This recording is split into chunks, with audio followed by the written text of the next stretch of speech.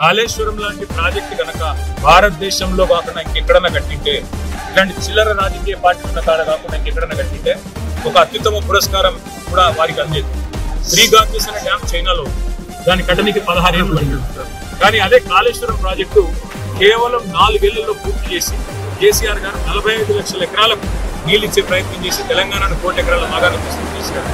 అందుకే ఈరోజు కేసీఆర్ గారి మీద ఏదైతే కక్ష సాధింపు చర్యలు బీజేపీ కాంగ్రెస్ కలిసి చేస్తున్నాయి, దున్నపోతు ఈనిందని ఒకడంటే దుడ్డెను కట్టే మనం కూడా అన్నట్టు 100 కంపోనెంట్ ఉండే కాళేశ్వరం ప్రాజెక్టులో ఒక్క కంపోనెంట్ లో ఒక్క మేడిగడ్డ బరాజ్లో 2 పిల్లర్లకు పగుళ్ళు వస్తే అది కూడా కాంగ్రెస్ వాళ్ళే ఉచ్చాపన చేస్తుంటారని నా నమ్మకం. ఈ రోజు కూడా ఖచ్చితంగా మరి ఇవాళ కేసీఆర్ గారిని బదనాం చేయాలనే కుట్ర ఏదైతే కాంగ్రెస్ బీజేపీ చేస్తున్నారో, కమిషన్ కూడా విచారణలో నిజాలు బయటకు వస్తాయి. మేము చేసిన తప్పేమీ లేదు.